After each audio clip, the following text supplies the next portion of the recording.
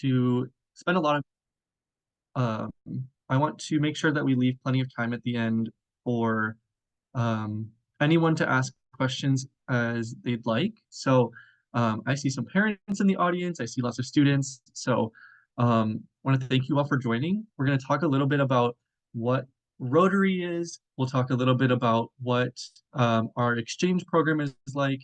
Um, and we've got two different types. So we've got a year-long program, and then we have short-term summer programs that are both options as you see um, fit or interested in. So we'll get started. Also, I'm Spencer. I am the one who has been putting blasting all of your teachers and staff's emails recently. So I'm glad that you've had the opportunity to hear from them about this. Keep spreading the word if you like what you hear today. So um, I will introduce myself first. So I was an exchange student myself. I went to Poland in 2018, 2019. I now serve as part of on the leadership team of our alumni organization called Rotex. And I am also a country officer for some Baltic countries. And I've had a really great experience working with the program, and I had a really great experience on my exchange. You'll get the chance to hear from some exchange students. So I'll pass it off to Eric. All right. Well, I'm Eric Johnsrud, and I am the chair of North Star. I've been a Rotarian for 39 years, and this is my second year as chair of the program. One thing I want to point out is we are recording this webinar, and if you have concerns about privacy or don't want your photo on the recording, then I suggest you turn off your photo and change your name if you wish. Just because this is going to be posted to our website to be viewed by other students, for instance, who are interested in our exchange program. So just be aware of that. And then I'll pass that off to Doris. Hello, everyone. Eric stays having that lawyer advice. We love to see it. But I am Doris. I went to Croatia in 2014, 2015. I'm currently the Rotex president. Like Spencer mentioned, Rotex is our alumni association. I've been involved since I returned from exchange. And yeah, we'll talk more in a bit, but I'll pass it on to Yvette. Hello, my name is Yvette. I am a Rotex to South Korea. I studied abroad there in 2017, 2018. I am currently co-country officer to Taiwan, and I am also orientation chair. So I work with the orientation committee to draft the agendas for the 3 mandatory orientations that our long-term outbound students need to attend, and sometimes STEP, so short-term exchange program students, will attend as well. Thanks. So we'll get started. So I actually need to minimize all of your lovely faces so I can see my screen. So Rotary is a massive humanitarian organization. Like I said at the beginning, it's possible you've heard of this before, but I wasn't seeing a lot of people who were kind of already familiar with Rotary. It is worldwide. It's made up of more than 1 million people, including some 40,000 plus clubs that are located, like I said, across the globe. Um, and so Rotary is focused both kind of on local support and international support as well. And so some of those international things are kind of focused on the screen here. So you can see the big thing is creating world peace. They were also responsible for eradicating polio and helping spread awareness and supplies and support towards polio. And they continue their effort towards that. That's kind of their one big thing that they've helped with. They support education, they help protect the environment, they provide clean water, sanitation, and hygiene.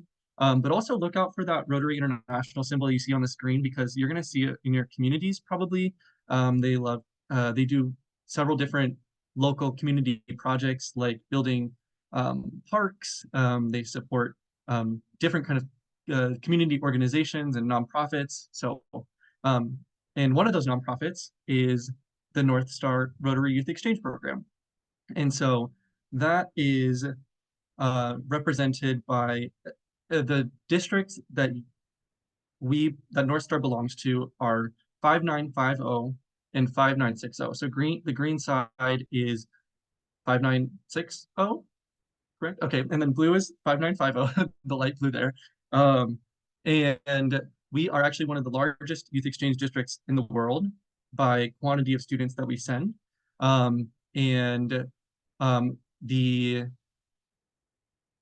clubs that are a part, the Rotary clubs that are a part of these regions are the ones that sponsor our youth exchange students to send them abroad. So your nearest local sponsoring organization would be the one that you pair with as part of the program. So they sponsor an exchange student to go, and they sponsor an exchange student to come to their club. We exchange students, you have to be at least 15 by the time that you leave, and you can be no older than, you can turn 18 while you're on exchange, but you can't be 18 before you leave, question mark?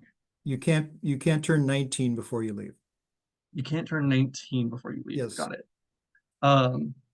And so, like I said, we exchange both year-long and short-term programs. And I hope you had a chance to kind of like check out the website before the session. So feel free to bring any questions about that. But our students, like I said, are district to district exchanges. And so students will be paired with a local Rotary Club that sponsors them for a full year. So students coming from abroad, from different districts abroad, will be sponsored by your Rotary Club. And then you will be sponsored by a local Rotary Club when you travel abroad as well. And so there's a vast hierarchy of support within the youth exchange program with many different volunteers. We're completely volunteer led. And you, as an exchange student, will be fully integrated into a local community. You will attend high school during the year-long program, and essentially use your year abroad to act as one of your years of high school. And as part of the program, we typically try to have at least 3 host families. This isn't always possible just based on like availability of host families. So, but most people tend to go abroad and they have 3 different families that they'll exchange with throughout the year. This helps give you different cultural experiences with different families. It places a little bit less pressure on the host family to divest their resources and time for an entire year. But like I said, like for example, when I was abroad, I only had one host family, and that's the one pictured on the screen. That is me and my host family when I arrived in Poland. But for a vast majority of people, the case is largely 3 host families. But with that said, I actually want to take some time for Doris and Yvette to give some kind of testimony to the exchange program and their experience, what they did to prepare and why they got involved, and then how it's impacting them today. So I'll pass it off to Yvette. Thank you, Spencer. So, like I said earlier, my name is Yvette, and I studied abroad in South Korea for my year-long exchange. And I applied to go on exchange as a gap year. So this means I graduated high school here in the United States, then went abroad to South Korea and went to high school again.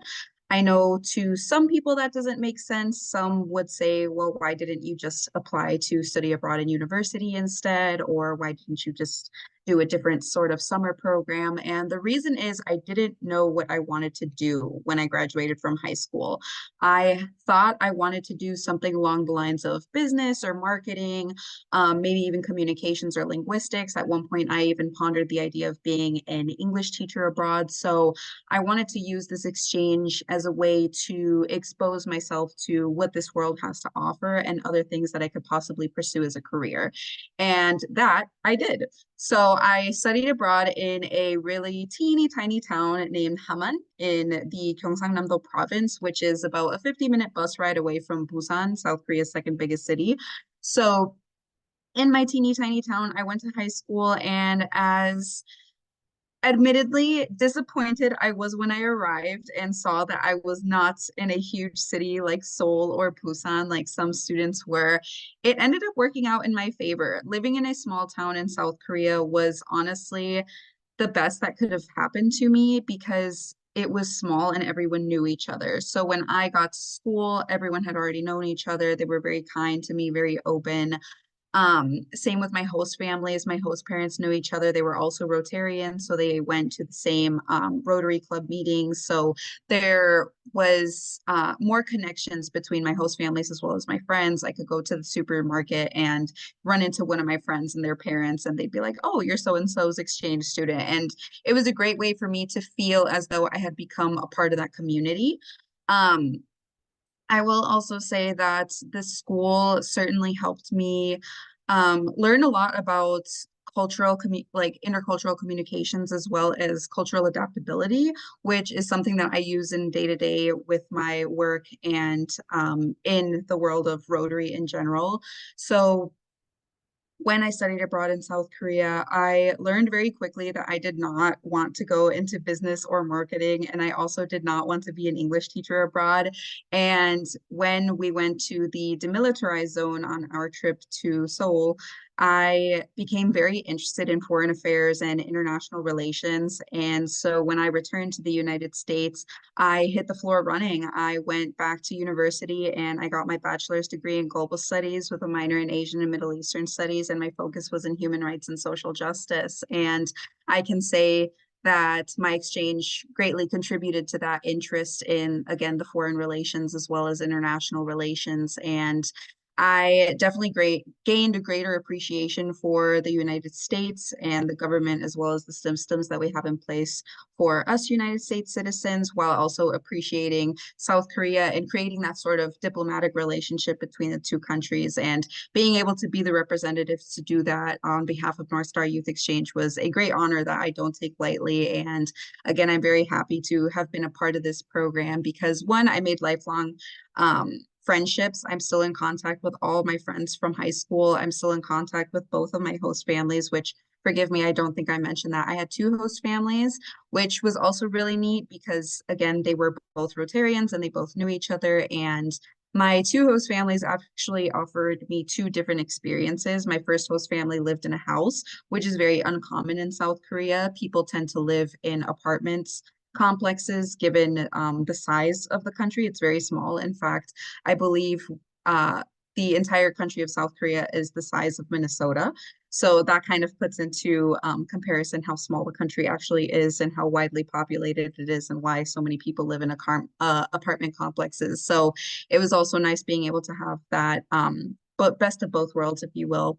But overall, it truly was an exchange of a lifetime. Again, I developed so many skills that I still use today, from learning my third language. I was raised in a bilingual household speaking English and Spanish, and now being able to speak Korean.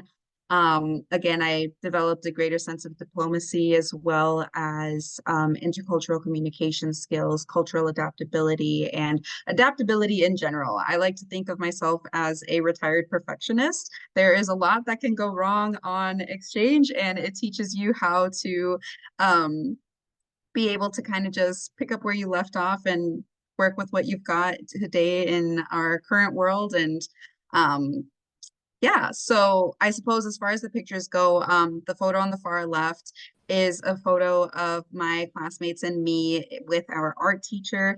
South Korea, you don't move from class to class the way we do here in the United States. Instead, the teachers come to you, but his classroom was the only one that we would move to. So this was a picture that we took on, or I believe it was the second to last day before I went back to the United States.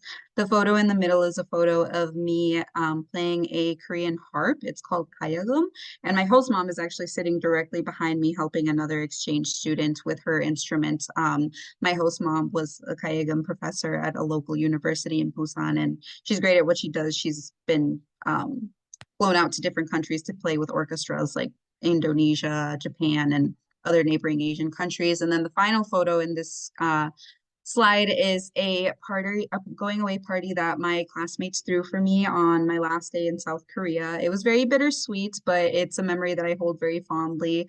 Again, I am still very close to them. I still have conversations with them as often as I can, given the 14-hour time difference. But truly, it was an exchange of a lifetime. And again, all the skills that I developed during exchange are ones that I still use today. And it really catapulted my career in, again, foreign relations and international relations as well. And of course, now I'm involved with Rotary, and I have been involved with Rotary since I returned from my exchange, serving on Rotex leadership, but also just as a general Rotex and offering advice to former exchange students, so students who just returned. We call them rebounds, or future exchange students as well, mentoring them as to the best of my capacity.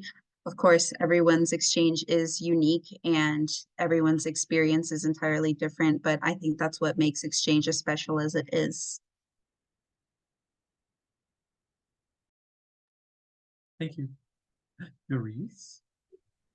Amazing. Hello, everyone. Like I said, my name is Doris. I went to Croatia in 2014, 2015. I forgot these photos existed, if I'm being honest. It was a little bit of a jump scare because we reused this from last year. But I would love to talk about my exchange because I love to talk about it in general. But I went abroad we're going on like 10 years at this point. But I was in Zagreb, which is the capital of Croatia. If you're not familiar, Croatia is in Europe, so kind of the boot of Italy. There's Spain and France on one side, and then Croatia is on the other side. So very, very beautiful, stunning country. If you ever have a chance to visit, 10 out of 10 would recommend.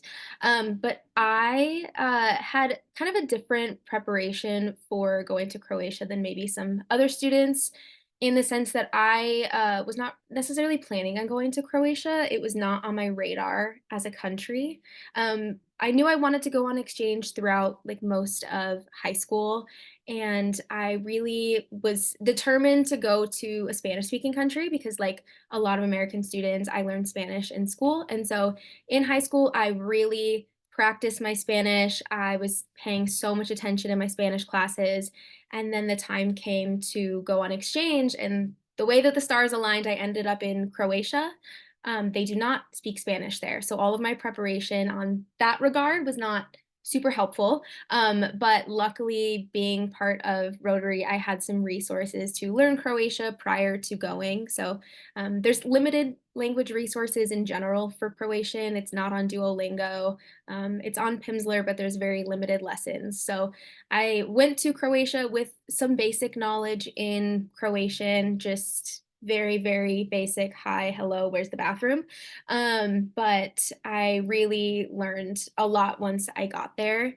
And through Rotary, I had language classes with other exchange students, and I went to school in Croatian. So there was a lot of opportunity for me to really develop those language skills. Like I said, was in the capital city. It's a pretty big city compared to the rest of the country. It's not a super, super populated country, but I had a really amazing time. It was nice to be kind of around other exchange students, but also in an environment where I really felt like there was so much to see, so much to explore. And through Rotary, I got to go on a bunch of different trips to explore the rest of Croatia. And then we went on a long trip around Europe and did kind of a big circle. And that was really, really fun as well. So just kind of like going through the pictures here, the one that's on the left is me at orientation, the day that we got our little Rotary blazers. So that's one fun thing about Rotary students is everyone has a Rotary blazer, and then you fill it up with a bunch of pins. And by the end of your exchange year, it's often covered in pins. And a lot of students, myself included, get to the point where you're just pinning random things to your blazer. It's not really pins anymore. It's just tickets and I've seen license plates and lots of random stuff get pinned to blazers. But that's kind of one of my most like prized possessions now. I love it. And then the middle photo is in Dubrovnik, which is a very, very popular tourist town, but beautiful, stunning city. It's where they filmed a lot of Game of Thrones. So we did the Game of Thrones tour as part of our trip down there. Our trip was through Rotary as well, through our local Rotary district. And so that was really cool. They kind of planned this awesome tour through Dubrovnik. It also was one of the few times I heard like an American accent out in the wild in Croatia, and that was a really unique experience, having not heard one for a very long time. And then we got to see some parrots from this random man on a street who had some birds with him. And then on the right side, that is a photo of some of the other exchange students that were in Croatia. We were on a train going to Austria for another one of our Rotary trips. That was for one of the ones to go all the way around Europe. So it was an amazing experience. Like I said, I went abroad like 10 years ago, so I've kind of had quite a bit of time to do some things in my life. And it's really been interesting to see how exchange has kind of impacted the trajectory of my life and also just like my interests. Like Yvette said, I had no idea what I wanted to do after high school. I went abroad my junior year, so I didn't necessarily need to figure it out right away as soon as I returned from exchange, but I really just felt like I'm going to go to college because I feel like I have to, but I have no idea what I want to study. And I really had, I didn't have like a dream job. I didn't know exactly what I wanted. And then I went on exchange and I took a sociology class. And it was one of the few classes that I really felt like I understood pretty early as far as just the language. And I just became really interested in it. And because it was one of the few classes I could understand, I was watching all the films, doing all the studying, doing all of the homework. And I really just developed a love for not only just sociology, but for just people and the world. And I realized going into college that I wanted to do some sort of career related to working with people, studying, humans, studying development, really just focusing on understanding humans and like storytelling. And so then I went to college, graduated with degrees in criminology and psychology, and now I'm a graduate student at the U of M. I'm getting my master's in developmental psychology. And a huge part of what I study and what my research focuses on is how life-changing events like exchange impact adolescents long term. So now I'm just kind of studying what I did, which is really fun and interesting. But yeah, that's kind of my exchange experience in a nutshell. Well, thank you both so much. I really appreciate that. Um, and if any questions spurred from what they had to say about the program or getting ready to go or anything like that, then please feel free to keep those in mind. But I'm going to pass it off to Eric to talk about adult things. So here are those adult things. Go through some nuts and bolts as far as the program is concerned. Right up front, the cost is $8,000, which sounds like a lot of money. It probably is a lot of money, but if you compare it to other youth exchange programs, I think you'll find that in most cases, it's less than half of the cost of other youth exchange programs. And that cost includes your round trip airfare, includes the insurance that's required by Rotary International, includes all your orientation sessions, and there will be 4 orientation sessions, 3 in large groups and then 1 in a smaller group before your departure for exchange. You also receive a Rotary blazer and pins. Now that cost of the program fee does not include your passport, visa, or residency permit from the country that you are going to be hosted by, the cost of doing a consulate visits, because in order to get visas, sometimes you have to visit consulates, usually not further than Chicago, but there are some exceptions. Any inoculations you might need, most of the time those are not significant because we in the United States tend to do a good job of getting immunizations as required for school. gift and personal items, and then any local travel, any money for local travel while you're on exchange. Now, there is some financial assistance available based on need. It's somewhat limited, but there is some financial assistance that can be applied for. So if we can move on to the next slide. Yeah. Oh, also, sorry, just on the financial assistance as well. Yvette, can you also talk about your experience? Because I know that you had also gotten some, you'd talked to your Rotary Club, and would you mind just touching on that quick? Yeah, so I had a very interesting and unique situation where I paid for my exchange. I was of working age in high school, like most of you tend to be.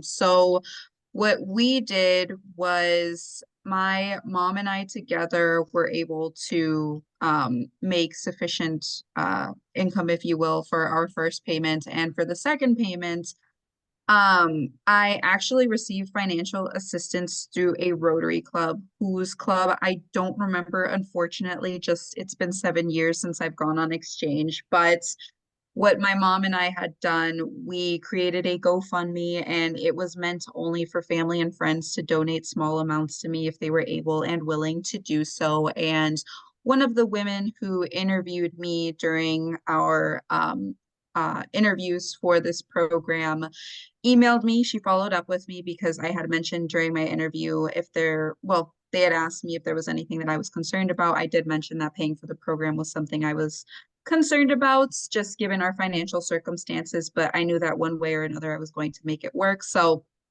she followed up with me and sure enough, asked me how I was going, let her know my mom and I were trying really hard to try and make our second payment. And she kind of just asked more or less like, well, how much do you need to come up with that payment? And I told her, and sure enough, the next morning I woke up with a $2,000 donation from her Rotary Club. So they were very kind to and extremely generous, and I am forever indebted with them. And I feel so embarrassed to say that since I don't remember what Rotary Club it was, but I am forever grateful that they were able and willing to help me. And given again my financial circumstances, through the Rotary, through the North Star Youth Exchange, our final payment was actually covered because we met the requirements for the financial need-based scholarship. So really out of pocket, my mom and I ended up just coming up with that one payment and use the rest of the funds to allocate to anything else we needed in preparation for my exchange. So for example, my visa, passport, etc. But that's kind of more or less how I received additional assistance by Rotary Club. Yeah, so it sounds like that was obviously kind of unique scenario. And I maybe wouldn't rely on that by any means, but I kind of remembered you said that, and perhaps sponsorship is available. So, but I guess the idea is, asking never hurts. So, Right. And there are clubs out there that are willing to do that. I agree. And I know there are some presently who are even considering that before we even start getting into applications. So now let's talk about the application and interview process that students go through. First of all, the students that can apply, what you need to do is you need to be a high school student. You need to live in districts 5950 or 5960. You need to be between 15 and 19 years old on the date of your travel and have good grades and a willingness to experience a new culture. So you don't have to be a straight A student, but we're looking for students who are able to adapt and able to be resilient is probably the key word that we look for. So anyway, let's, as far as the application process is concerned, you can get the application at our website, northstarrotary.com. The deadline for applying for the long-term program is November 15th. And following the application deadline, the applicants sometimes are interviewed by their local clubs and just basically to talk through things. And sometimes the clubs will make some determinations on their own, but The key interview is the district interview on December 7th. And during that interview, we will ask a number of questions. There'll be a country fair where our current inbound students from around the world will display items from their country, sometimes may even bring foods from their country and talk to you about why you should come to their country. And that occurs all on December 7th. After the interviews, we go through a selection process and we notify students of acceptance and their country placement, typically before Christmas. So that's the way the process works, at least through application and interviews.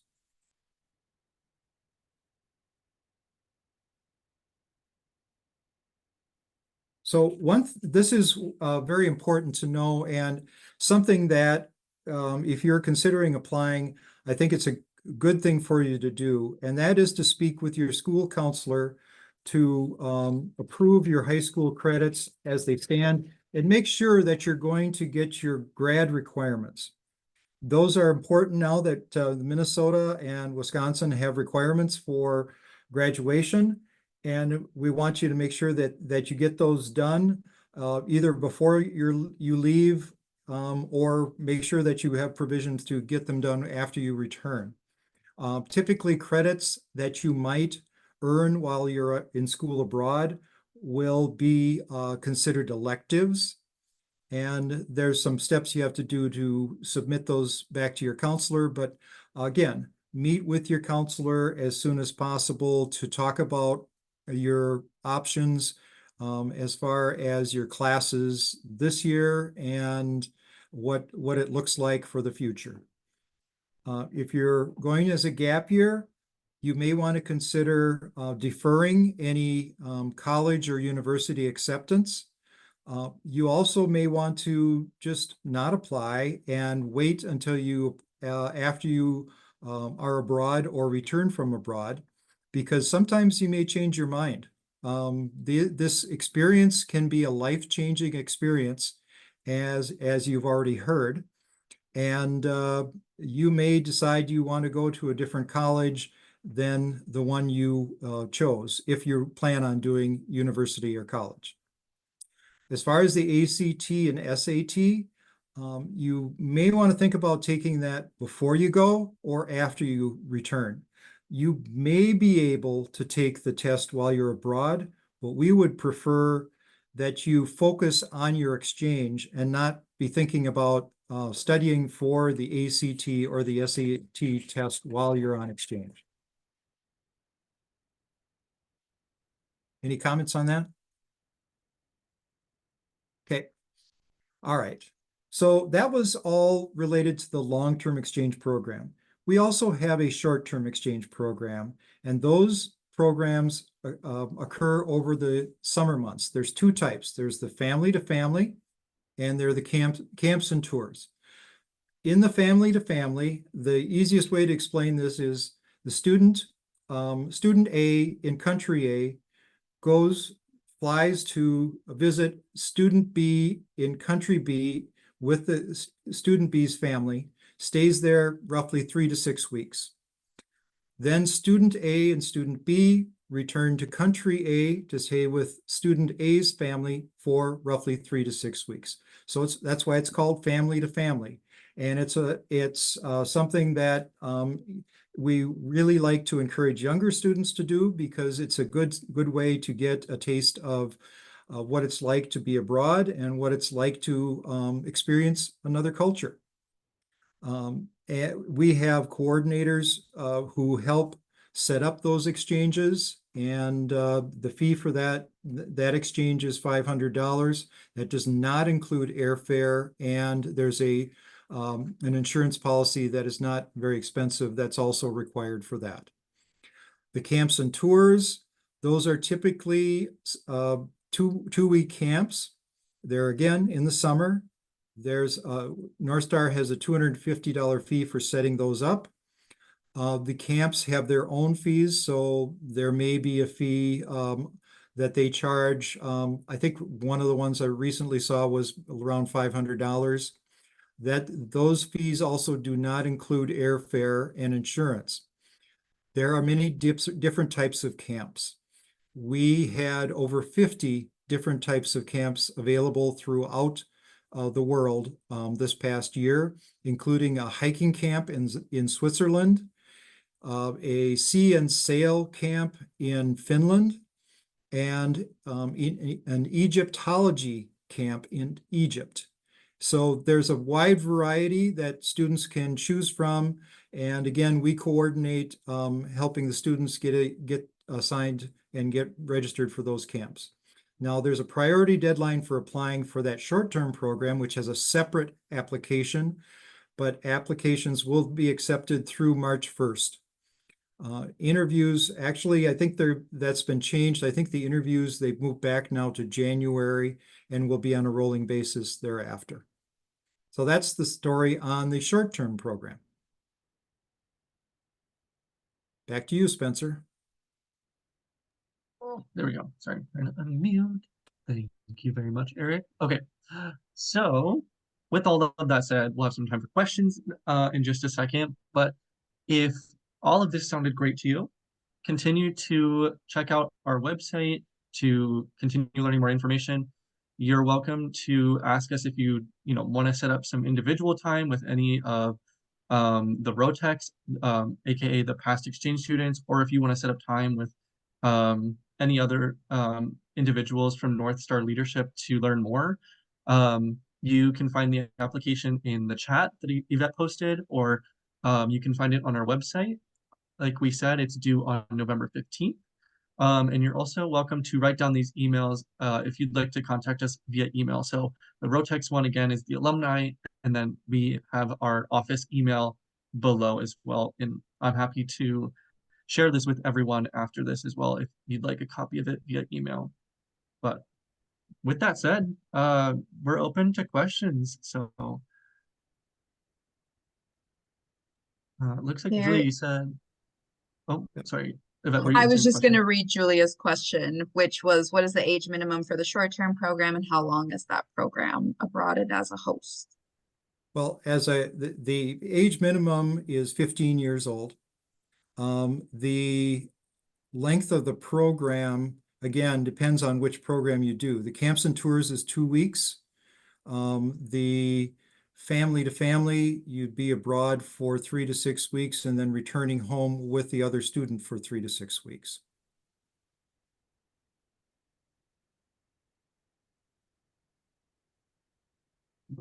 I got a question in my chat as well, of how long Oh. it took me to learn Croatian, once I was fully immersed.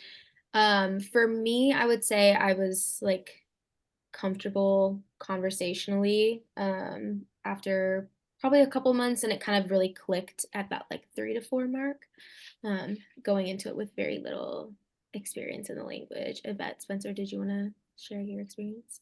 Yeah, I can add. I know Yvette had a different experience, but I I was in Poland. Polish is a extremely difficult language. It has 8 different tenses, um, and it's known as like there's like a scale on like 1 to 5 of that ranks languages, and Polish is like a high end 4. So um, but yeah, it took me a while. I definitely was not fluent by the end of the year, and that is certainly not our expectation.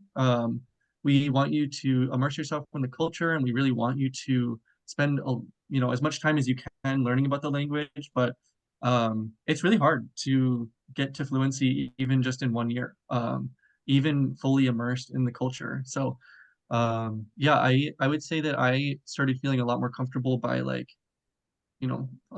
4 months in, but by the end of the year, I was definitely conversational, at a limited conversational. So Yeah, like Spencer mentioned, I had a different experience, and the reason being that I knew Korean before I went. So I went to Concordia Language Village's Korean language camp in Bemidji, Minnesota. It's named Supsoge Hosu, and I did their 1 month program. So it's literally in Korean morning, day, and night. Unless you are dying or have a broken limb, you basically are forced to not speak English. So that was my taste of immersion in the United States, at least. And once I went to South Korea, I applied everything I had learned at that camp to my exchange. And I think the greatest thing that I learned was trying, because admittedly I was nervous to try at first because I felt embarrassed. I think mostly because of my age. I am a lot older than my peers here in the United States, but I was even older than my peers in South Korea. As we mentioned, you need to turn 19 years old when you're abroad, and I had a very interesting situation where I arrived in South Korea August 25th and I turned 19 September 9th, so just 2 weeks after the fact. And I felt very embarrassed to hear children speak Korean fluently. I felt very embarrassed to hear my classmates, obviously, who were a couple years younger than me, but I had to remind myself that they were born and raised here. They were born and raised speaking Korean. They were born and raised eating Korean food, singing Korean music, listening to Korean music, and being Korean. And I needed to remind myself that that was not my first language. This is a third language that I am learning, and there is no way that even with a month of 175 hours of Korean immersion curriculum, am I ever going to be able to speak it as fluently as them? So giving myself that reassurance and just making my best efforts to learn the language, but also having fun while doing it really helped catapult my Korean language skills to where I am today. I'm very privileged to say that thanks to my job, I have the financial means to pay a tutor who I see once a week to kind of keep up with my Korean language skills. Because when I returned to the United States, I did continue my Korean language studies in college, but not everyone has the opportunity to do that, let alone the financial means to do it. So I do want to acknowledge my privilege in being able to say that I could do that. But yeah, I did go to Korea with a lot of knowledge and experience in the language, and I did everything in my power to try and continue to speak it. And to this day, I'm still trying my best to keep up with this, because if you don't use it, you lose it. Yeah. Thanks. Yeah. Eric, do you want to answer the health insurance question? Yes, I will. The question is the health insurance different than we already have? Yes. And do we need to purchase a different health insurance? Yes. Actually, the insurance policies used are kind of a hybrid, a travel insurance type insurance, a hybrid of travel insurance plus health insurance. The long-term program, it's covered in your fee. In the short-term programs, it's a shorter policy just for covering the period that you're going to be part of the exchange. And I don't believe it's very, very expensive. The amounts vary depending on where you're going and how long you're going to be gone. So, my recollection is, and don't hold me to this, but somewhere around $100 for the health insurance, and in some cases less. For when you said the other question is for the family to family, when you come back with the person, do they stay with you? Yes, your family is the host family for purposes of you and the student returning to the U.S., just as you're staying with that student's family when you're abroad.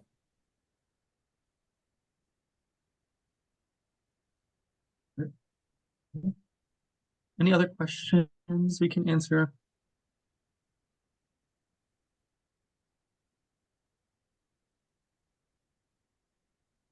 Silence is a good thing. Silence is a bad thing. Um, Great. Well, with that said, I want to thank everyone for coming. Feel free to